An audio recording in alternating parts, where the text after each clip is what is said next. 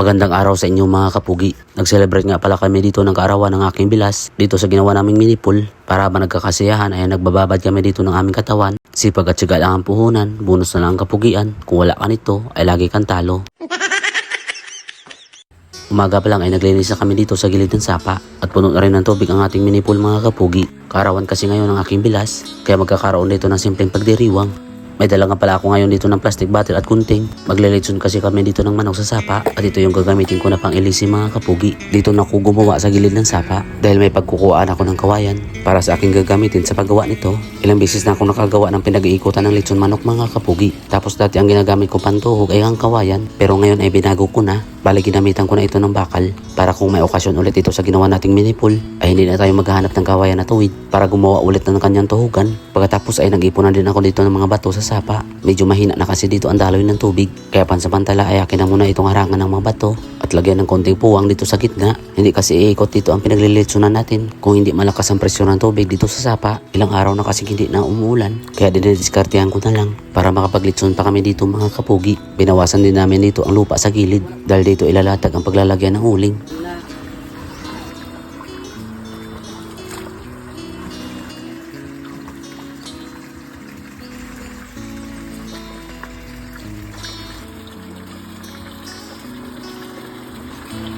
Nagputol din ako dito ng katawan ng saging dahil dito ko itutusok ang ginawa kong ilisi. Pero sa susunod ay gagawa na rin ako ng ilisi na bakal mga kapugi na ididikit ko din dito sa bakal na tuhugan para hindi na ako dito laging gumagawa ng paglilitsunan sa tuwing mayroon ditong okasyon.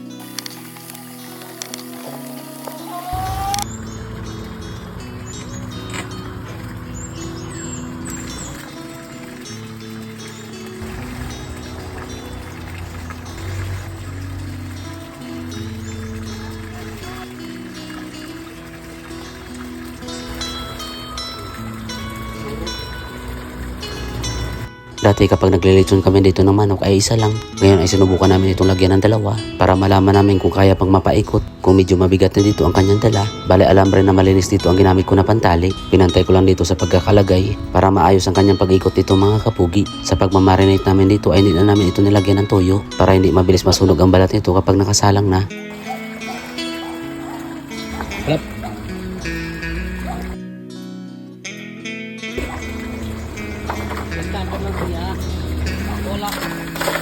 Wala ako ng kuhan.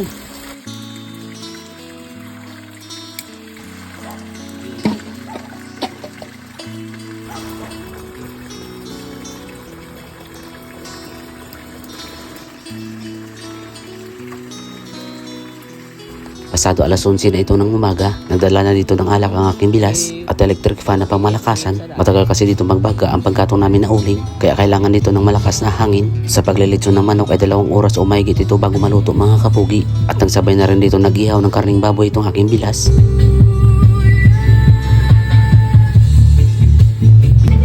Nauna na din naligo dito ang aking asawa sa mini pool dahil mainit na dito ang kapaligiran mga kapugi.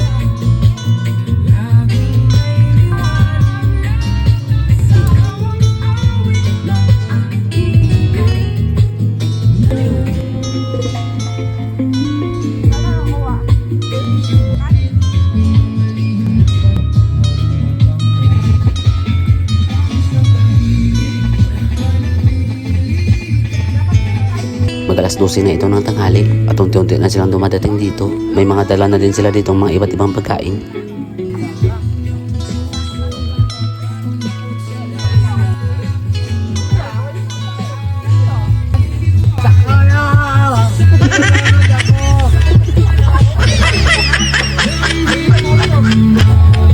Naglagay sila dito ng dahon ng saging sa lamisa para dito na nila ilahatag lahat ang mga dala nilang pagkain. Kaso hindi pa naluluto ang nililitso naming manok dito. 1 oras pa lang kasi nakalipas mga kapugi. Simula nung naisa lang namin ito, kaso atat na sila ditong kumain dahil yung iba ay mayroon pang gagawin. Kaya hindi na namin ito inantay mga kapugi at nagsabay-sabay na kami ditong kumain.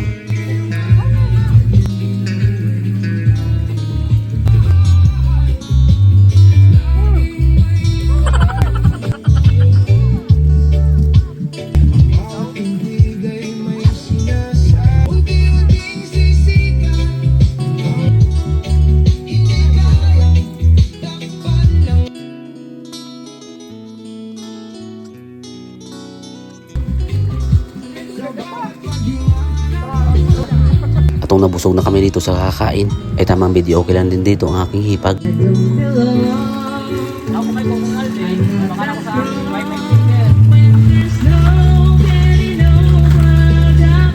Siyempre hindi magpapatalo itong aking biyanan.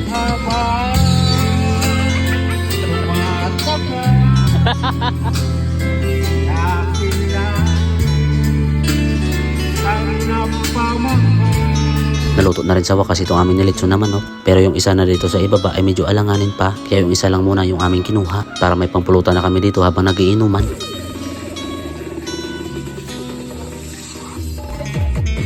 Dahan-dahan ko nga inalis dito yung mga nakataling alambre. Dahil sa ito ay napakainit pa. At inayos sa pagkakalagay itong natira. Para maisa lang na ulit doon sa baga.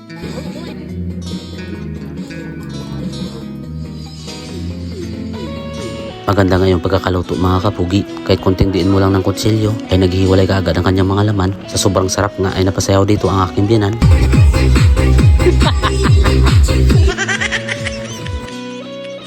Nakulangan nga kami dito ng anghang dito sa ginawa naming sausawan. Kaya nagpitas na lang muna ako dito ng ilang pirasong bunga ng sili doon sa itaas ng ating mini pool. Maglilipat kami dito ng pwesto mga kapugi dahil gusto mag-video okay ng aking binan. Hindi kasi abot dito ang internet at mahina ang signal dito ng mga network. Yung mga narinig nyo kanina na kinakanta ay nakasave lang yun sa cellphone ng aking bilas. Kaya limitado lang yung kakantahin namin dito mga kapugi. Kaya unti-unti na namin dito hinakot ang mga pagkain at alak. Doon kami magpapwesto malapit sa bahay na naaabot ng wifi at para makatikim na rin yung iba sa niluto namin lechon manok. Nalasing na nga dito ang aking binan kaya medyo sumasayaw na dito kung maglakad.